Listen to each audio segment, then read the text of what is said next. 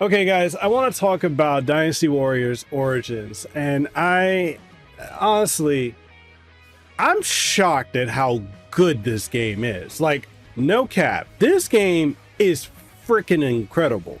Try not to swear, I don't want to get demonetized on YouTube. You guys know how it is over here. But as someone who's been with the Dynasty Warriors franchise since the first game, yes, I played the first one and I played every entry that's come out. And yes, if you go back and play the first one, you realize that it's nothing like Dynasty Warriors 2 up until what we have now, because it originally started out as a fighting game.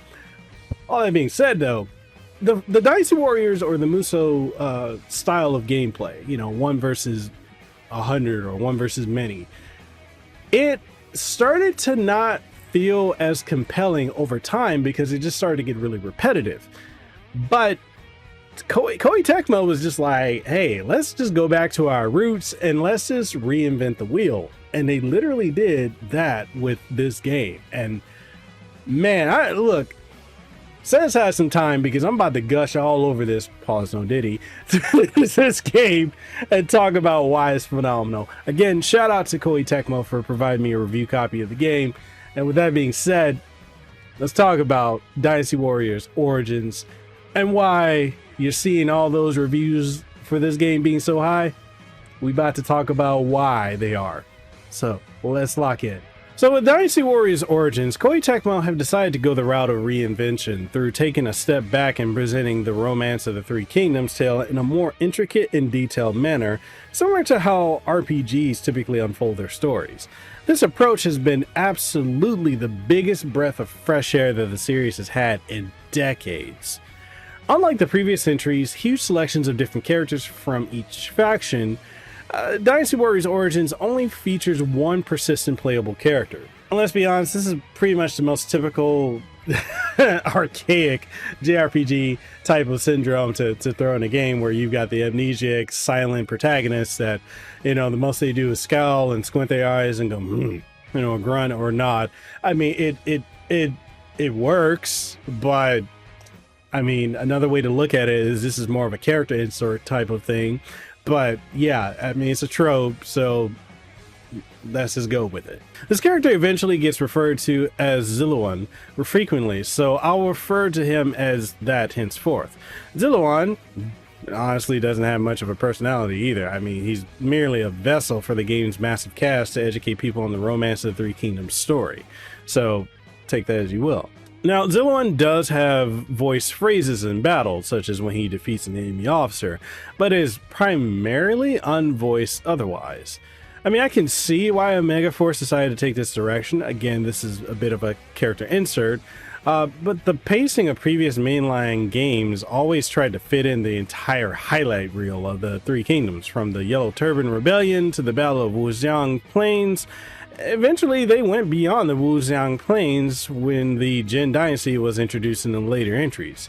Therefore, it has always had a bit of a hurried pace to feature the same story, same climactic moments, same iconic battles. You get what I'm referring to? I mean, it's just kind of very cyclical in a way. Yet, it's all presented a bit differently due to the new character designs, as well as being on updated hardware. And while, of course, some entries introduce other features, such as extensive what-if routes and a customizable Creator Warrior pawn that rose through the ranks in some of the expansions of the games, thus it became difficult to really convey the Romance of the Three Kingdoms in a thoroughful manner, because more and more NPCs received unique designs and became playable characters, which continued to inflate the roster size. The amount of space to provide anyone with a bit of characterization or explanation of why they were involved in the conflict did start to decrease over time, and a lot of the background exposition and in-between events were either relegated to mid-battle conversations, monologues, or a series of brief scenes and stage intermissions. Now, players were always served a sliced version of the events through the chosen character's point of view, which would then lead to them having to form a mental bit of a jigsaw puzzle for the entire picture if they weren't already familiar with the original Romance of the Three Kingdoms tale. Depending on how relevant that character was, some story routes would last only about 4 to 5 stages, while others that stuck around from the very beginning had way more stages they participated in. And of course, there were only a handful of stages in each entry, so repetitive stages were an expected feature among the story modes of 40 plus characters. Now look, I love this series, but even I have to admit that this was always one of its weaker points, and it only exasperated as time went on. So, ironically enough, this is where Origins shines. Since players are locked into Ziluan, a neutral third-party wanderer, they're able to see the entire romance of the Three Kingdoms from a cohesive, coherent, bird's-eye view. Characters from all factions open their hearts up to Ziluan in one-on-one bond events, so characters that were once playable in previous entries are, ironically, characterized better in Origins. They're able to explain themselves, their reasons, goals, and aspirations in a more organic manner and in a context that the framework of previous Dynasty Warriors installments didn't allow. It helps to better gain an understanding of why this era in ancient China became so divided, and why key figures decided to side with certain groups. Origins also does a fantastic job building up to the tension between the legends that form the Wei Wu and the Shu dynasties. It clearly paints a picture of the different ideologies that cause Tatao, the Sun family, and Liu Bei to go their separate ways after their joint alliances in earlier conflicts. The story inevitably branches as Ziluan will eventually have to pick a side, but newcomers now have a much more informed decision on who they want to support. Other branching paths can be explored when the story rewind feature unlocks, after finishing one of the campaign routes. Although players are locked to primarily playing as Ziluan, they'll come across a variety of new weapon types as they progress the story.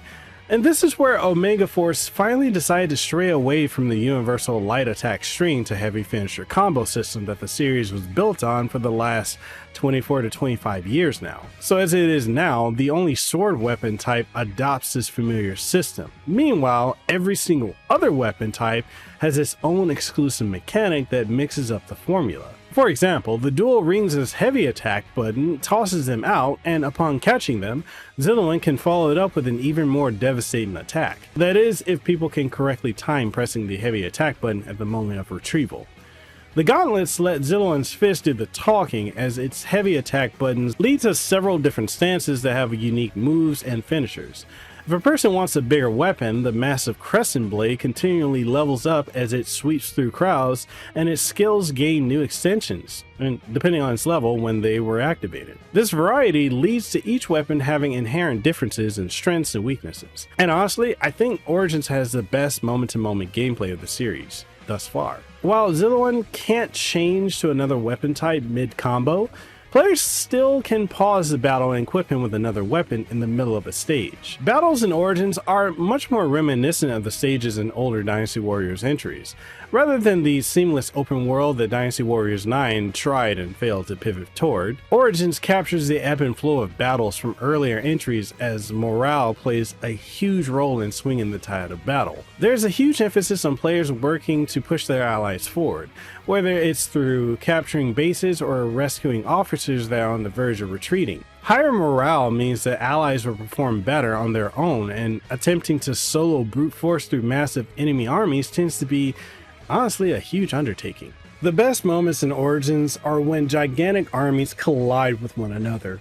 It finally perfects the vision that Dynasty Warriors series has strived for, the feeling of 1 versus 1,000. In these instances, waves of bodies collide with one another as Ziluan carves his way through an ocean of soldiers with his blade. And it's kind of crazy how the pain hits from hundreds of foes just blends in with the raging music.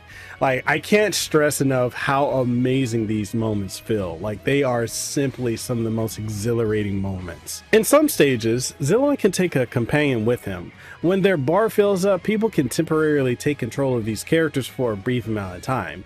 These instances do understandably sting a bit for me because it reminds me of what was lost on the road to Origins.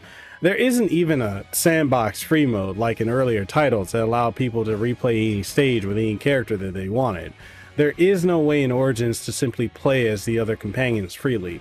Even then, that roster selection has been cut down considerably from over 90 in Dynasty Warriors 9 to, well, 10. Once again, I've understood and accepted what Origins is doing, but to be completely honest, it's hard to not see what was shed in the process as a longtime fan of the series. As for what makes Origins more qualified as a RPG than its predecessors, aside from its narrative structure, much of it boils down to its character progression systems. Ziloan continually raises his character level that raises his base stats of HP, attack, and defense. This is done by raising Ziloan's proficiency levels of each weapon type, as each weapon type earns experience points and leveling them up can extend their moveset or learn a new ability. The weapon level up node is also then pulled into Ziloan's overall character level to raise his stats. New skill trees open up when Ziloan achieves certain level thresholds that provides more stat increases, boosts health recovery performance, and other miscellaneous upgrades. One of the more intriguing returning features from earlier Dynasty Warriors entries in Origins are bodyguards. Players eventually gain a small group of dedicated NPCs that accompany them. They're needed to take down structures like ballistas and archer towers. Plus, bodyguards are also required to break into sealed bases.